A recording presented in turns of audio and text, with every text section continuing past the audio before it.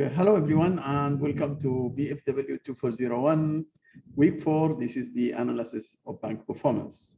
Now, analysis of bank performance is not actually as technical as what we have seen in week 3 and week 4 when we talked about securitization and interest rate risk. This material should be straightforward because it includes the analysis of financial ratios, which I think you have seen in accounting classes or maybe in the foundation of finance. Now, in the industry, what is the implication of knowing this bank performance? If you are working, for example, for one of those big 4 firms, consulting arms, or you are working for one of those huge banks, Morgan Stanley, Bank of America, you know, these big banks, even in Malaysia, and they have this consulting arm, and they are trying to analyze the bank performance, the analysis of the banks in the region or in the country, then you will be assigned like that. Or if you are an investor actually, and you are trying to see where big investor and try to invest in one of those banks, and you want to know actually which one is performing better than the others. Sometimes if you are working in a bank and your bank maybe is deciding to compare the performance to the others. So you may be, from the insiders who will do that for your bank, and then to follow the performance for others and see how they are doing. Also, the industry actually issue, bank performance. You can compare your performance to the industry, which sometimes is already public data. And sometimes if your bank actually is trying to acquire another bank, maybe small banks, merge with other banks or consolidate with other banks, or take over, then maybe you'll be interested to do these things. Now, as far as this unit concerned, bank performance is not included. The good news is not included in the final exam, but it's included actually in the next test. One more thing, as I told you, the other good news, the material is not difficult, but well, not really the bad news. The other side of the news is it's a long one. So I have 2 parts. The first part is 30 slides. The second part is 40 slides. It's a little bit, I try to decrease it, but this is what we have. But I think we will go over it fast because the material is not, as I told you, very technical things we have seen before. Having said that, please allow me to share my screen and start. Okay, so this is actually the bank performance, and this is slide number 1. And so this is actually the resources and references. I actually uploaded for you so many resources and references for those people who are really interested to look at it. So I have actually the, this is coming from this book, Group 2007. Most of you don't have this book, but I already uploaded the chapter for you, so you can look at it. And Long et al. 2015, which is the 4th edition, which we have. I have the link, you can buy it, anybody can buy this book. So this is the pages that talk about bank performance. And then we have the industry resources. For example, KPMG have huge data and information. EBRA, which is the regulators in Australia, and also Bank Negara in Malaysia. Now, what if you are from Indonesia? What if you are from Sri Lanka? What if you are from China? What you are from those other countries, which my cohort have many of them. So you can look at the central bank of your country. Just to give you some data, some look at this. For example, if you look, I have this is, for example, the KPMG. Now, KPMG will provide so many information about the industry, the economy, about the COVID, about the trends, about everything. But maybe you are just interested to know about banks. Just say banks.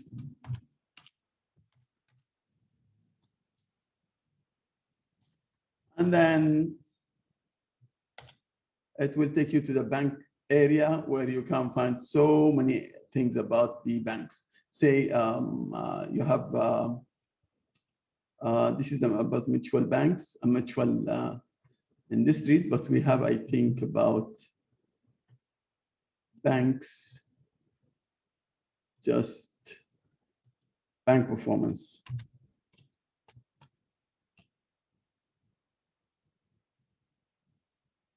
Yeah, so this is the credit unions, banks, and building, as I told you, and you can see a lot of information about it. They bring so many things about banks. You can see, I've seen just some very nice things about fintech and banking and digital banking and fintech in the 2030. So all of this you can find it, and you can find insight about the banking, so many things about the as I told you, this the industry. Now the other one is, as I told you, you can look at the EBRA. EBRA has all these regulations. EBRA is the Asian Australian Prudential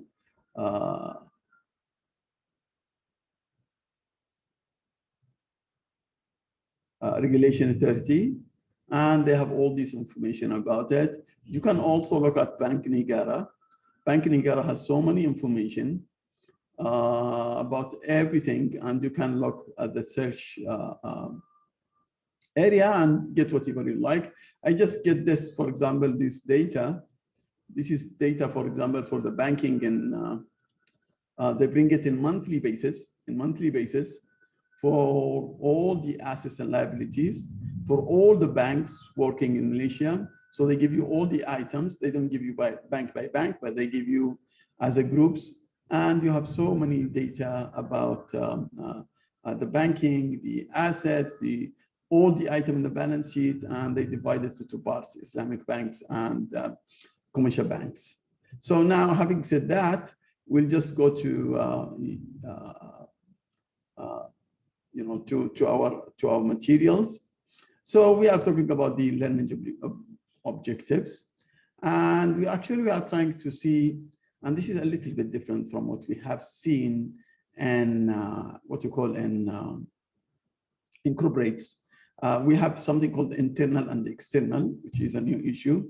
We have to understand the main components. This is, we know what's the main components of the financial statement, we'll show it. But then the most important thing is the measures of risk. We know the measure of returns in corporates, which is the profitability measures, activity measures, turnover measures. But the risk is a new issue here, and we have to measure it. They have some type of measures, not all the measures. And when we know all of this and we get all the data, we want to put it all together to evaluate the bank performance. Now, when we have a new model, we have actually a very nice model called this one, called, this is a model, we borrow it from the industry.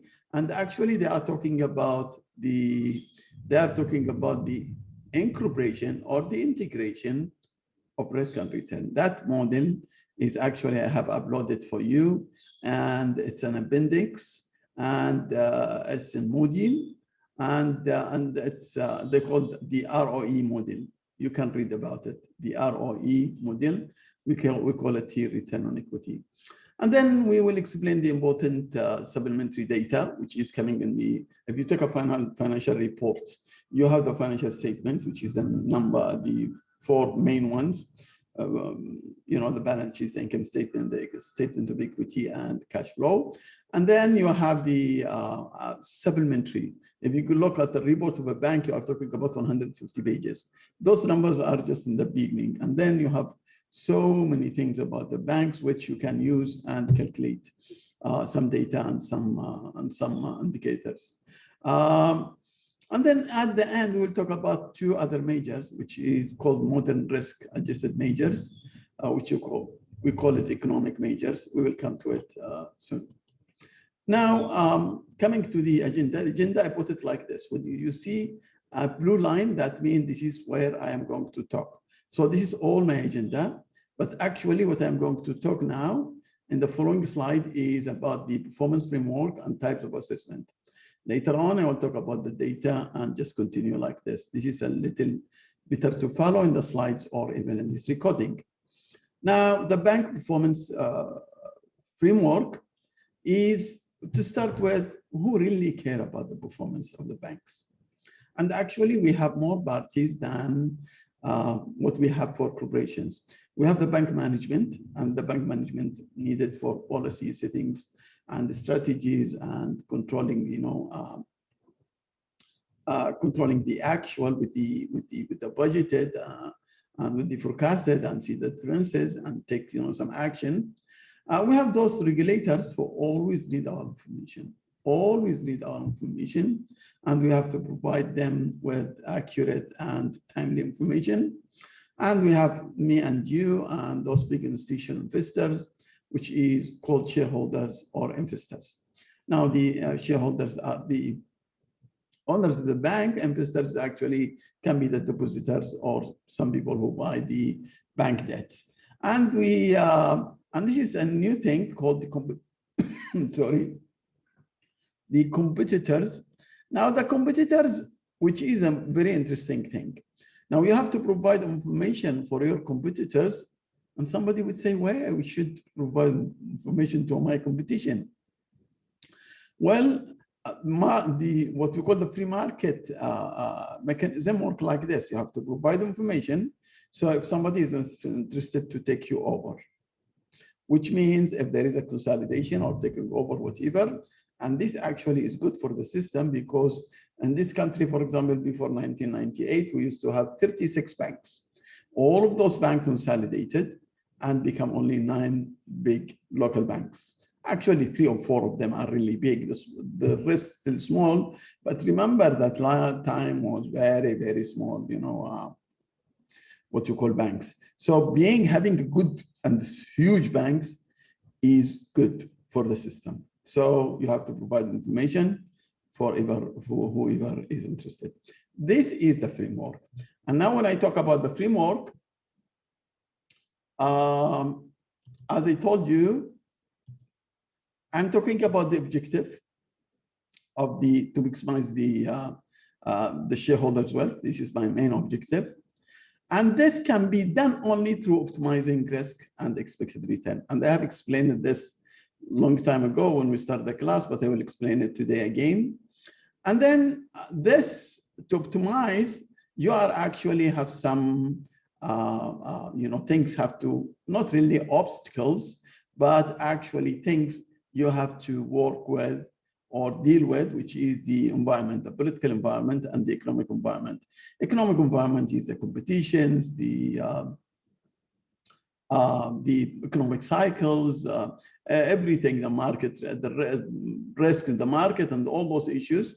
And the political environment is actually the regulations mainly. And therefore, from these things to deal with this, whether we can deal with the economic and political environment in a way that we can increase the shareholders' wealth and optimize, which we're coming through optimizing, we have to look how we are doing in the internal performance. And we want to introduce ourselves to something called external performance. Now, having said that, let me just go to this is what I have seen. I have said before. So we are talking about, this is the optimization.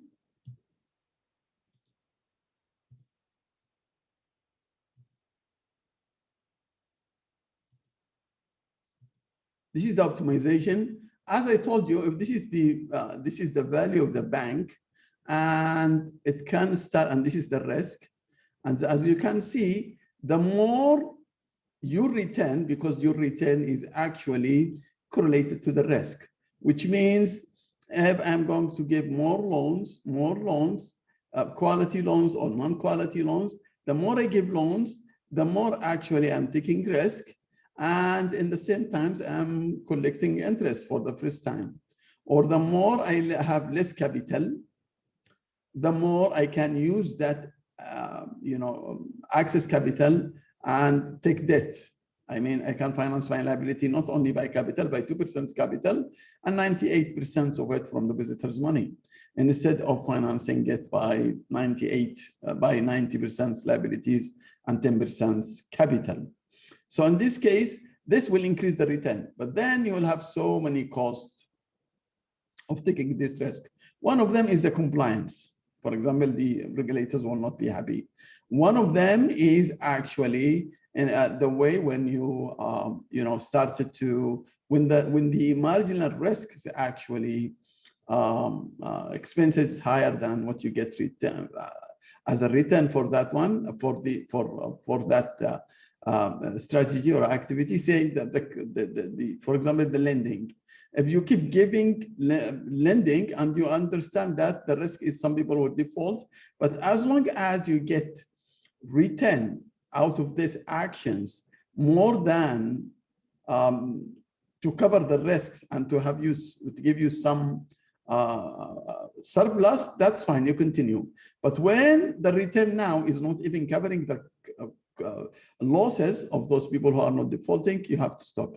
And therefore, this one is actually can be gone. And then we come back with this quadratic. So this linear relationship, as I said, it's not there, it's gone. And then we have to work with this quadratic equation. And this is the optimization. And we'll say this is the optimization, we are coming back to here, which means the managers here have to reach to this position where they can actually optimize. This is when we say optimize. Now, optimization, according to this, is to reach to this area.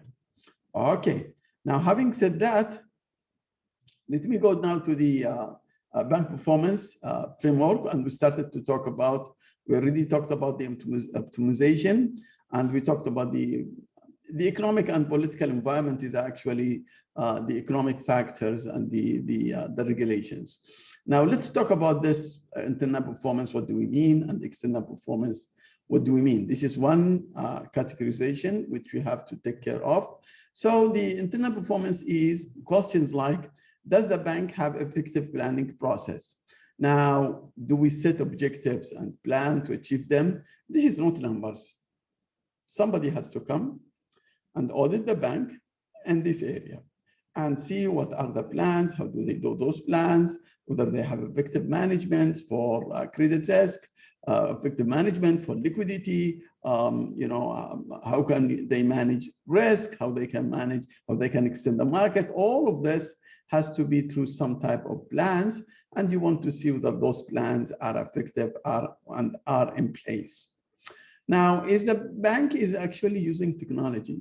And if he's using technology, is he using the right technology? And when we say right technology, and we have talked about this many times, but do we have really right technology?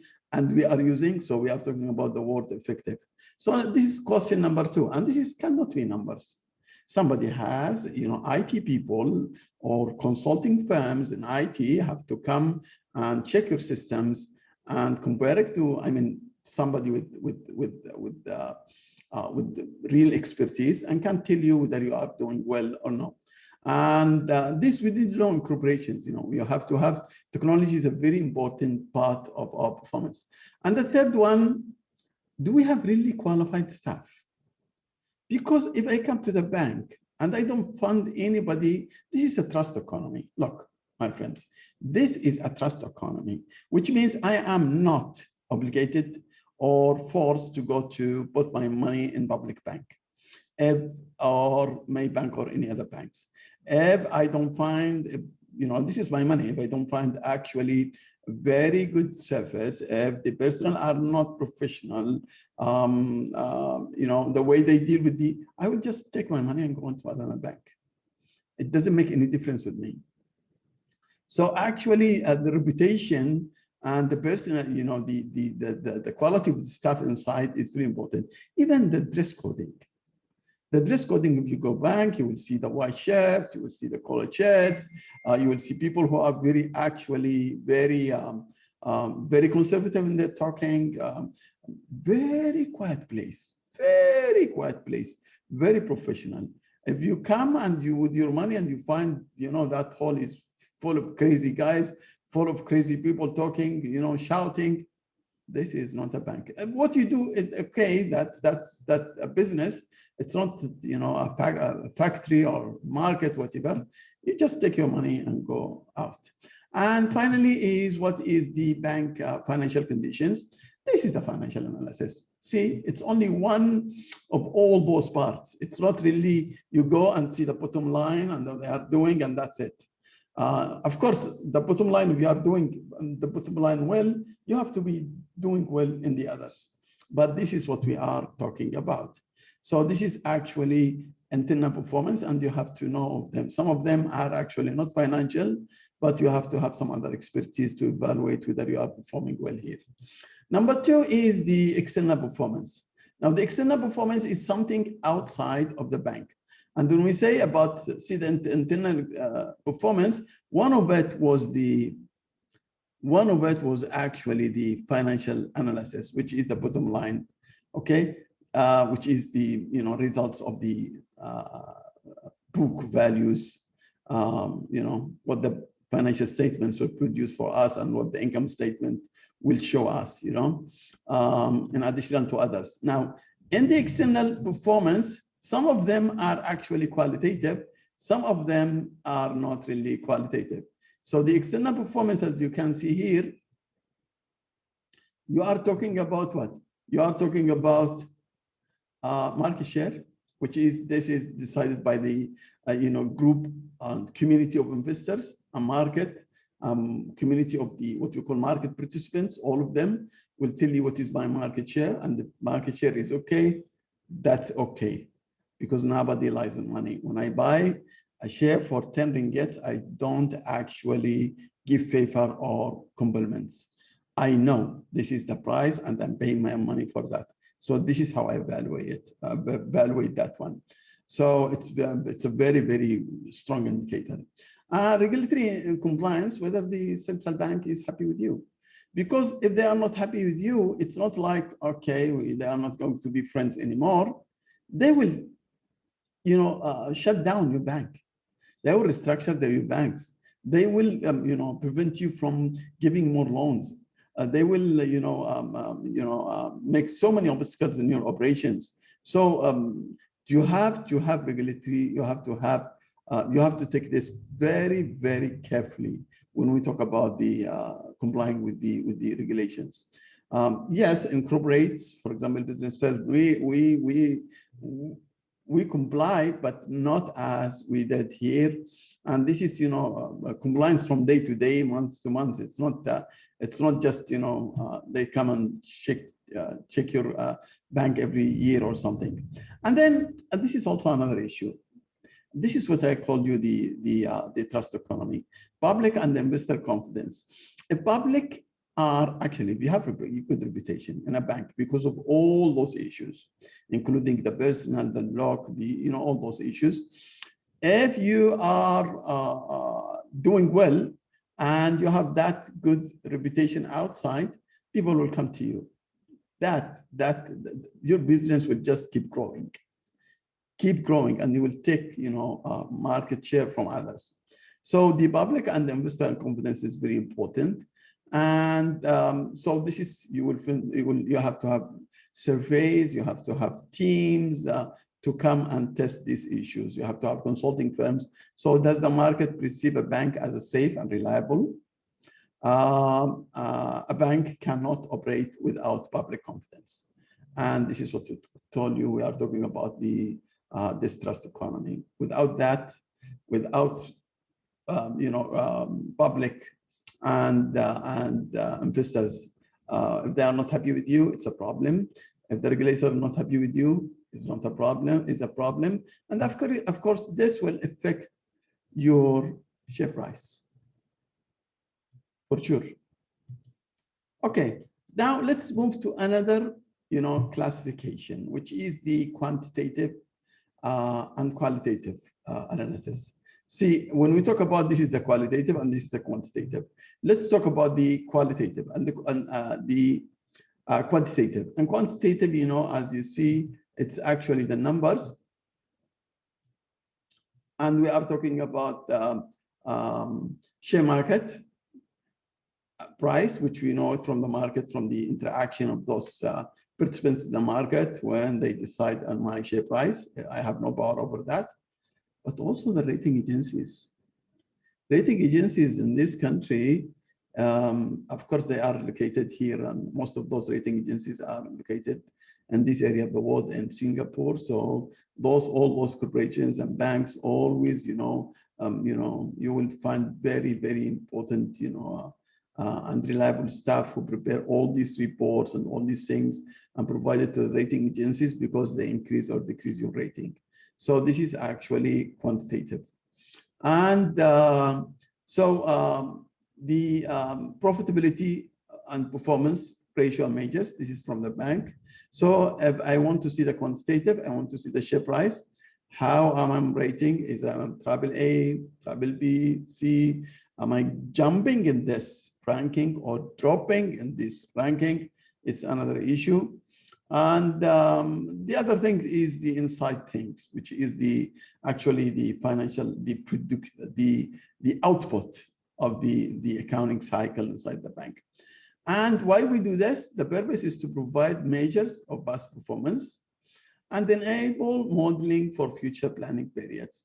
Of course, when we want to model and forecast anything, we always take the for example, we want to see how much liquidity we need next year. We have to see the liquidity for the last 3-4 years and expect how much credit risk, how much market risk. All of those modeling of expectations and predictions is based actually in past performance. And this is, we get it from here. Even the share market and rating, you can make some forecasting about it. Now, let me go to here. This is the qualitative. And we have talked about the qualitative. And we said the qualitative is actually the market perception and the range of products or services, how many we have. When we take products or services, when you go to the saving accounts, how much I have saving accounts, how many of them, and what classes of them, and what is the eligibility of each of them. When we talk about the, for example, internet banking, mobile banking, smartphone banking, all of those issues in the payment system, and how can I manage all my payments in the wallets, and all those issues, it's always products and services that provided by the banks. So this is another qualitative. And we want to see the corporate citizenship or quality management. And the staff moral. So here, no fraud, as I told you, good staff, good personnel, very disciplined, very professional. When we talk about corporate and citizenship, this is actually how the bank is moving in the other fronts, like the social fronts and the environment fronts. So how do they are working with the communities, what they are doing for the communities, what is their participation for the orphans, for the their help in education, their help in training, their help in, marginalized, what we call communities, all of those, coming under this thing called CSR, which is corporate social responsibility. You want to see how the bank is doing here. Now, what is the purpose of this one? The purpose is to indicate non-financial performance, which we understand, whether we are doing well in those issues. But the most important thing to see, to validate the financial analysis, which is if I have a higher market price and if I have a higher bottom line profits comparing to the others in the industry, and I'm doing very bad here, something wrong. So if I'm doing here well, I should be doing well in the quantitative.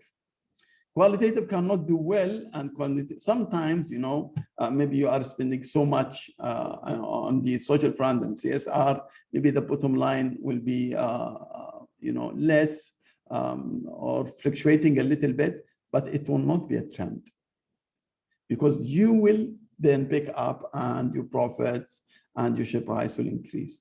This is, but if you are doing very bad in all those things, you have the worst products and services, but you are the top in Malaysia in terms of what we call share price, returns, you have high returns for your share price, and you have, top bottom line, which means net income is always increasing and growth is always increasing. Something wrong with the numbers, okay? So this one we say validation. Okay, let me go now to the, as I told you, I'm done with the introduction, data. Now I'm talking about the data. I'm finished with the introduction, which is the framework. I'm going to do analysis. And I know already I know quantitative analysis, quantitative. I want to do the quantitative performance and the qualitative performance, and I want to do the internal performance and external performance. So to do all those things and incorporate them, I need data. Now the data I just show you when I started, you have all those. You have Bank Niagara, you have, which is as a regulator. You have the big industry data, so much industry data. So much, Bureau of Statistics are there. So all this is a list, where you can get your information. Financial reports is part of it. So as you can see, you can get your information to evaluate your bank or other banks from the annual reports, which we know. Bureau of Statistics. This is what you call organization, government organization, usually followed by Bank Niagara. This is in Australia. We have the Australian Bureau of Statistics. You have to get information also from the central bank, which is a different party. You have to get it from the stock brokers, and accounting firms. As I told you, big accounting firms or banks like KPMG, which I showed you just before. Rating agencies also provide information about banks, which is the rating. Banking associations, we have here banking associations, and I think foreign students have banking associations in their countries. This also like Asian banking institution here. We have banking, Asian banking institution in Kuala Lumpur, which also hold those. In Australia, we have the Australian Bankers Association. We have the Financial Service Institute. For example, in Australia, we have FINSIA, which is the Financial Service Institute of Australia. You have also the information press. Information press, either they have periodicals or they have TV channels, or like Bloomberg and others. You have, all of those actually provide information. And in Australia, we have the Australian Financial Review. Here also, there is some other data produced about banks. We have the payment clearing associations, and we have talked about this before, but also this one will give you some information about the payments of all those banks and how they perform. And we have the data services.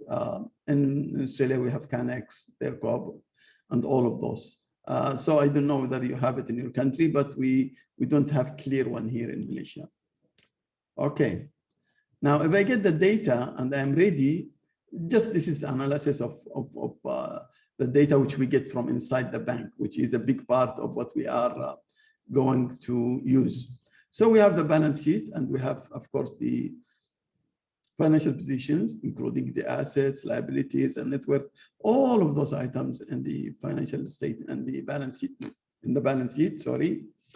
We have the income statement, which shows bank major categories.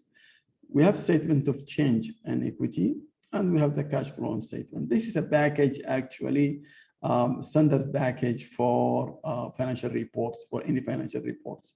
And all the banks have those ones, and they are public.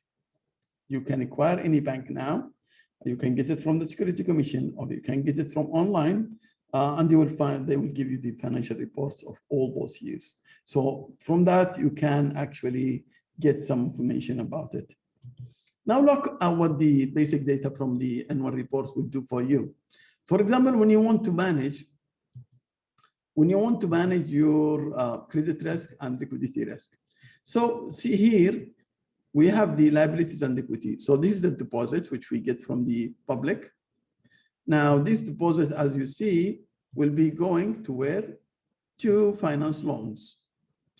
and part of it will be liquidity. So actually, we have talked about this, deposit and capital. Well, finance those ones. Now, the liquidity is actually, the liquidity here will provide a buffer for these people. If they come and withdraw, and there is an expected withdrawal, I have some liquidity to serve them. So this is how we manage from how this data, how much liquidity we have, and whether it's enough or not enough for unexpected deposit, withdrawals, we get it from the financial reports. If we are going to, analyze liquidity and liquidity requirements and liquidity risk, the place is the financial statements, which is the inside information coming in the financial reports. Same thing for the capital. When we see how much capital we have, and we see how much of those are defaulting, we can tell whether this is actually enough buffer to cover those loans. And we have talked about this before, to cover the bad loans coming from here, which means we have talked about it here. So we have the capital. So as you can see, all of this information is actually coming from the, you can find it here from the data, the basic data, from the data here, from the annual reports. Okay, having said that, this is a normal, income statement, a profit and loss statement, and you can see the difference as actually we don't have revenues, we don't have sales, we don't have cost of goods sold. Our main things is coming, and I think you are already aware of this, and this is why we have to be a little bit aware of it. We have interest income, interest expense, then we have net interest income, then we have some other non-interest revenues, maybe other investments, whatever, dividends, whatever. Then we have non-interest expenses, and then non-operating. Then we have the tax and other expenses, and we have the net income that will be distributed as dividends or go to the or forwarded to the retained earning. If you have studied accounting, a basic accounting cycle, you would know what I'm talking about, but this is actually very straightforward. Now, see, the financial reports will give you this information. As I told you, this is all from financial reports. And get this information, right? This is actually, we can get it from the balance sheet, as you see. And this we can get it from the income statement. But now the report, as I told you, 150 pages. Out of that report of 150 pages, you find so many informations, which we need in banks. So you calculate, for example, the total asset and total liabilities. You can calculate the liquid assets, loans and deposits.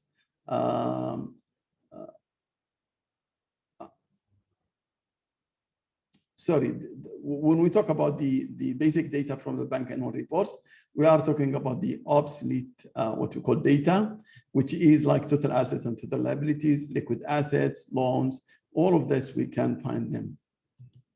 But then we have supplementary data, as I told you. Supplementary data is coming from the report, which is like, it can be calculated. It is in the report, but can calculate it and provide it. Like earning assets. Earning assets means I have to get the assets and find those assets that are paying me interest. Risk-weighted capital adequacy. We have to go and take every loan and see which is, and to what category it belongs according to Basel. And then we will have to see the risk-weighted assets. Now, the risk-weighted assets is actually reported by banks, not in the typical balance sheet, but actually in the supplementary information. They will tell you what is the risk-weighted assets, okay? They will tell you also about the maturities. They will tell you our loans mature in such and such, 3 years, 4 years, 5 years, less than 1 year, over 1 year. Actually, this information also provided in a database called BankScope. BankScope collect this information from the banks, and you can see each bank, the maturities of their assets.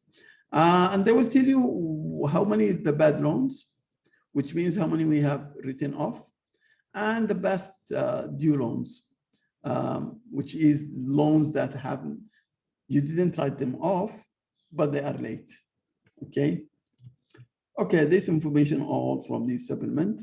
And then we have also a balance sheet.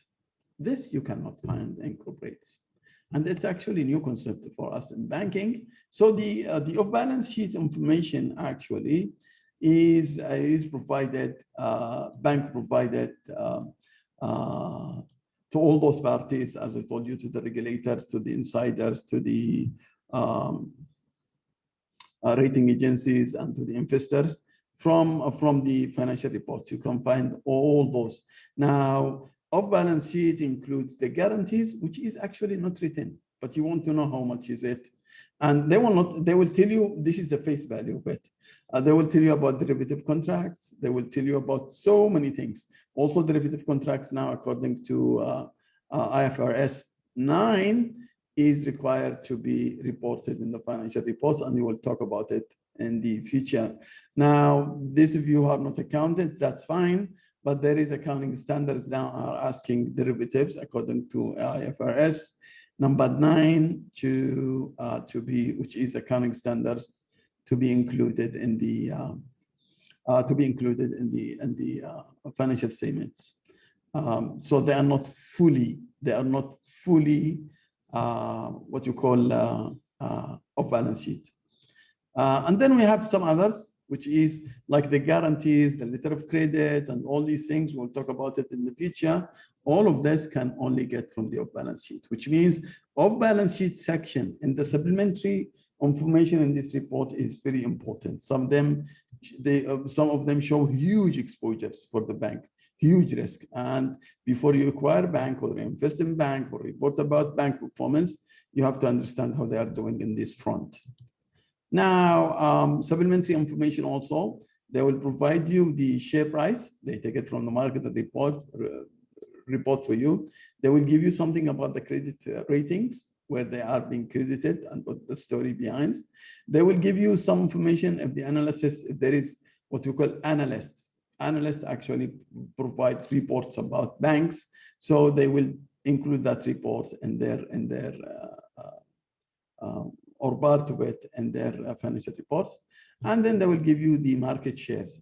So how much they control in terms of market share, if you are talking about a bank, working commercial banking or in retail banking, they will tell you how much they are capturing, maybe 15%. Say some bank like Maybank or Public Bank or even CIMB, they are talking about 15 to 20. If you are talking about the top 4 banks in Australia, they are holding 80%, and they will tell you that the market share is increasing or decreasing of the bank, which means whether maybe your profit is increasing, but your market share is going down. This is not really a good news. Okay. And now we have non-financial information, which is the information about the corporate governance, information about what's happening, change in management. So significant management changes. Maybe there was bad management and hence management was dismissed. Recent changes of auditors, why they changed the auditors. If you have an auditor, maybe you disagree with him in some reporting and you hire a new auditor, it's not a good sign actually. Okay. And the approach to corporate governance, you want to see how the approach to corporate governance. And we have the conservative method, which is low estimates for defining non-performing loans. This actually, they will tell you what did they use, because this can affect the bottom line, the non-performing loans. Now, if you are going to use, which one you will use to show how much, because you are charging, if you decide to make non-performing loans, bad loans, you will write it off, you will charge to the expense of this year, and then the net income will decrease. So some of the managers, and so many managers, play with this number. Already bad loans, they don't write it off. And they don't make any provisions, which means the profit's still up, until one day they write them all off. Maybe a manager is saying for 5 years, he doesn't write anything. After 5 years, he left and write everything in one time, so the income will drop. So that also, for you, somebody who's analyzing the bank, you want to know what they are doing in that front. Are they conservative, consistent? Is there any smoothing, which means they are trying to divide it among years, or actually is it a real number? And what is the conservative method to approach this issue? Now, I'm done with the data. We are going now to talk about the financial ratios. For the ROE model and all these issues, we will talk about it in the second part. So we are almost done. We'll just talk about the financial ratios now. Coming back to the financial ratios, so we have many different ratios. They are common size, coming from the balance sheet, like return on equity, return on assets, leverage, all of those is coming from there. And we have profitability ratios like return on income, return on investor, return on what we call gross income, net income, earning before income, and tax. All of those measures are coming from the financial statements, and some of them is actually between the balance sheet and the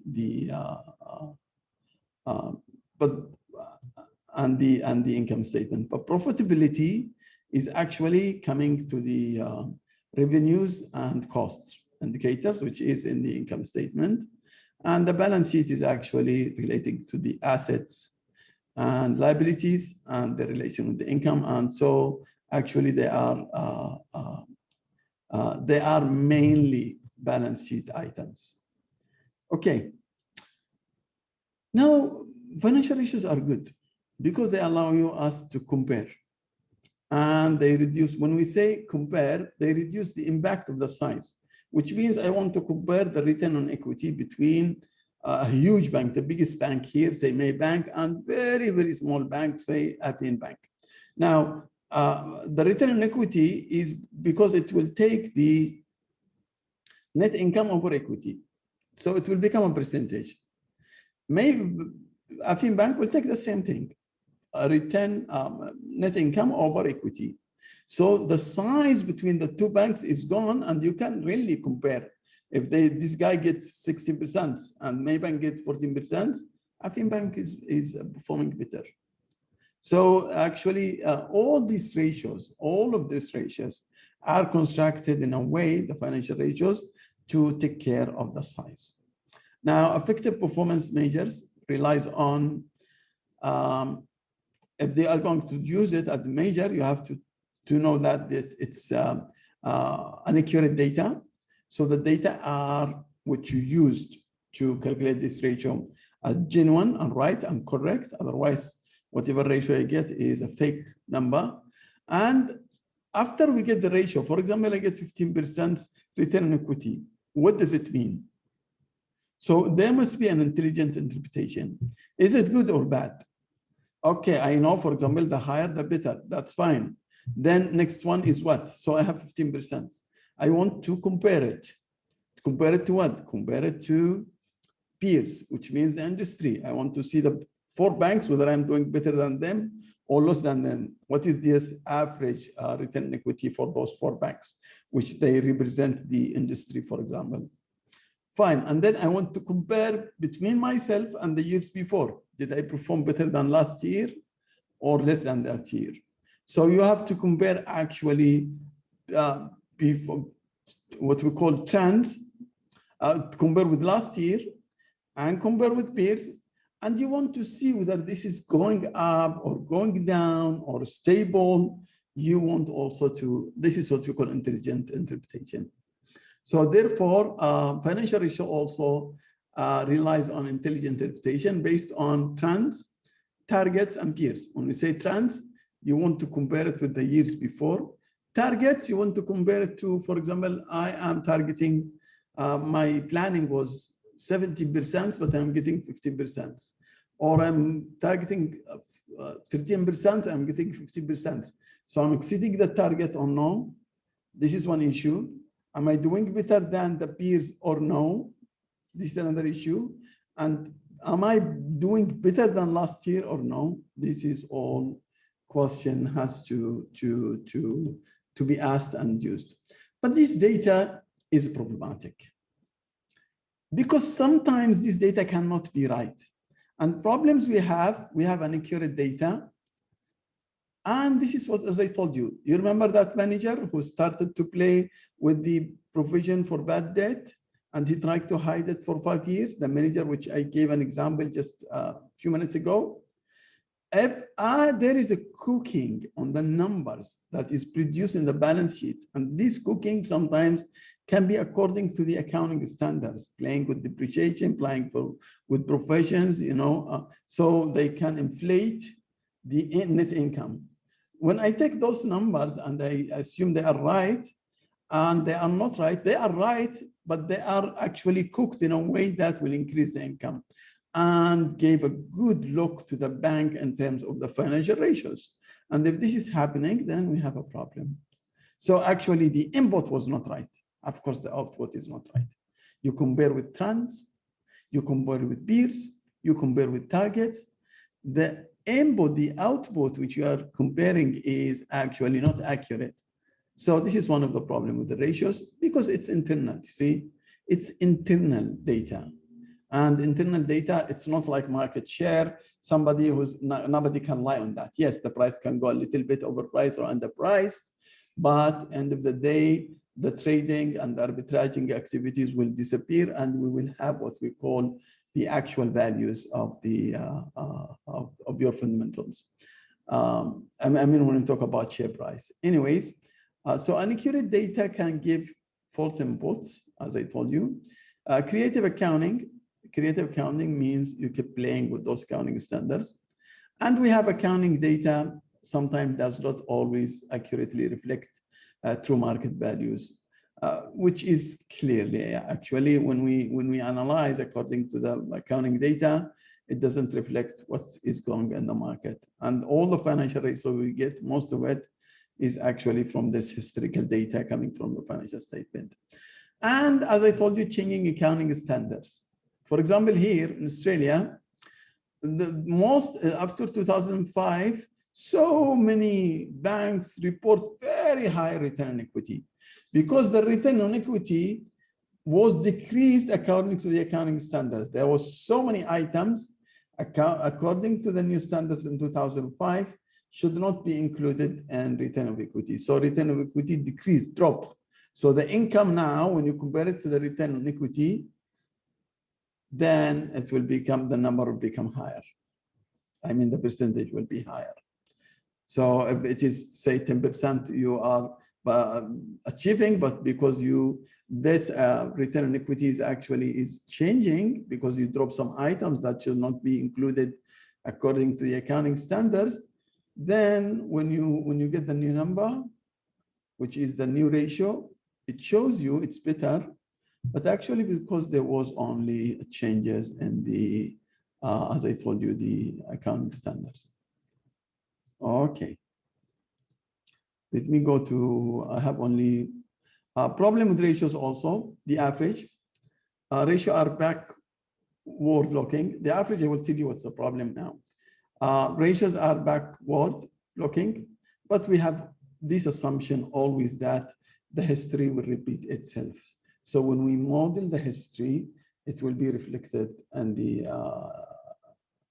the future.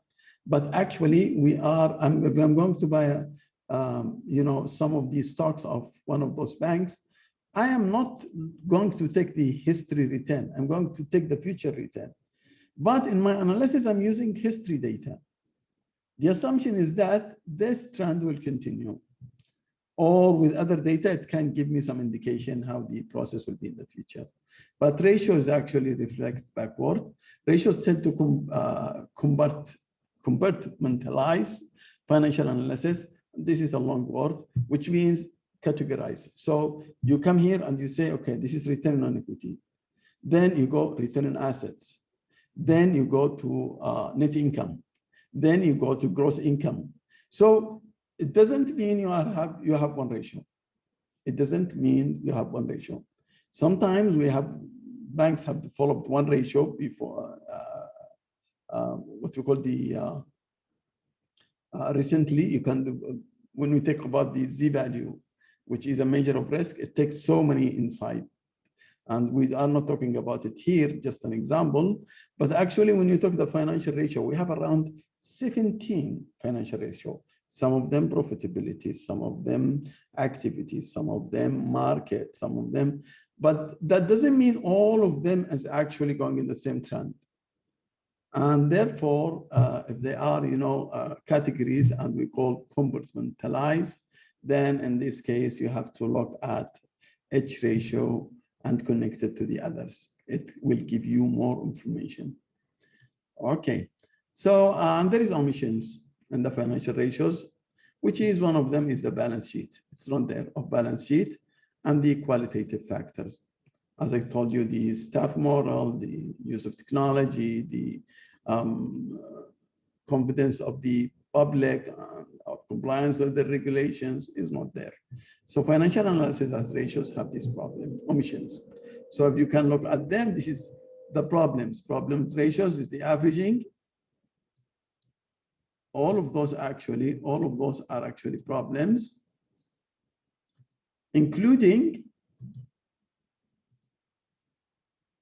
the omissions and then and the omissions. Okay, and then so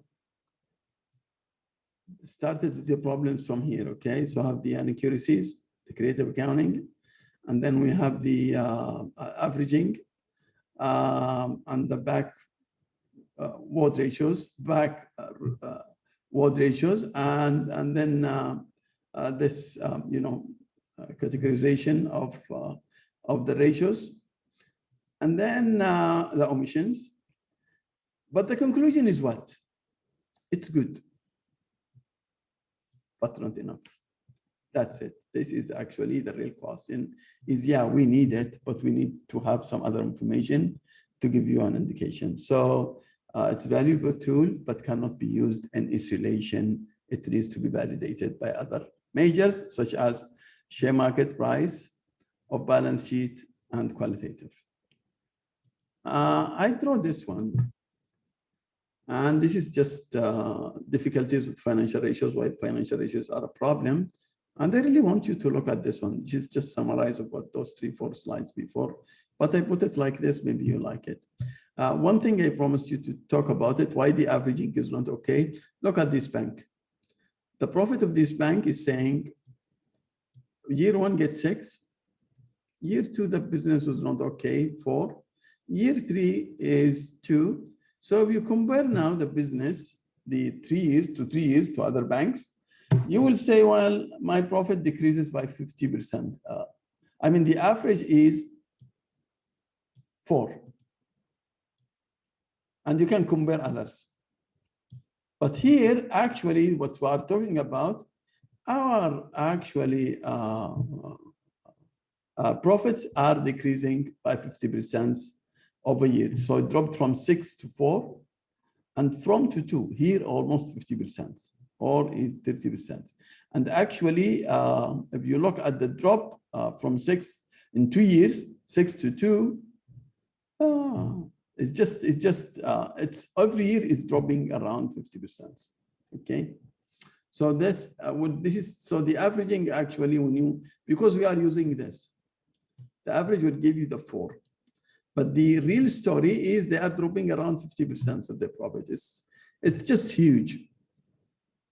Okay, let me go to this slide. So the key question for financial analysis, how we do it. We have to understand the first question, is the bank achieving its long-term objective of maximizing shareholders? Other returns are high. This is our objectives. Are the risk lows? Is each business unit contributing? And if not, why? So if I have, for example, a huge bank like Public Bank, he owns an insurance company, he owns an Islamic arm, he owns Islamic banking arm, he owns some investment arm, he owns some banks, some parts in the what you call offshore in Labuan. So all of this, yes, finally we will find analyze the consolidated financial statement of Public Bank. But actually we want to know how each unit of those are working. How do they do in the insurance business? How they are doing and the retail banking, how they are doing in the investment banking, how they are doing in the commercial banking, how they are doing in the offshore banking. So all of those has to be incorporated. So the effective analysis, actually, you have to collect financial ratios. You have to do financial ratio analysis. You have to look to other indicators. You have to look at the off-balance sheet, share market, indicators of qualitative, indicators of business, not only that, and then start actually look for interpretation. The framework, I develop it like this. So step one is to answer the questions. Is the bank achieving its long-term objective of maximizing the shareholders' wealth? This is one question. The second one is, are we doing well with our customer, our shareholders? Are at risk low? These are the 4 questions. Are the business, what we call unit contributing? Now, to answer those questions, we have to collect data and collect absolute data, which is the financial, calculate ratios. This is step 1, okay? So we have to go through those ones. Look for linkages. So also include share market prices. Calculate the growth and the market share, which you can do that. So you do, after you collect this information, you answer the questions, you do effective analysis. Effective analysis, part of it financial ratios, which we know, part of it of balance sheet, part of it share market price. Then we have to analyze the qualitative and the quantitative and the qualitative and the indicator of the business. And step 3, we will identify initial measurement ratios, and then we have to compare it with the trends, the targets, and the peers. And not only that, we have to look for linkages. For example, I can increase the interest income by giving more bad loans. So if the return on equity is increasing before I am this one, because the interest income is high this year, and it's very obvious, a jump of 50%, am I taking 50% of the market share, or am I giving just crazy loans? Then I have to look at that, which means every number has to be seen and see why the jump. So this is the process of you analyze, of course, which is actually a summary of what we are doing until now. Now we will go on the analysis of the ROE in the second part, but until now we are doing well here, and I hope it's okay.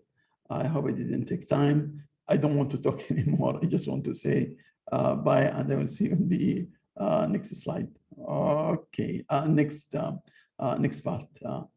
Thank you very much, and see you.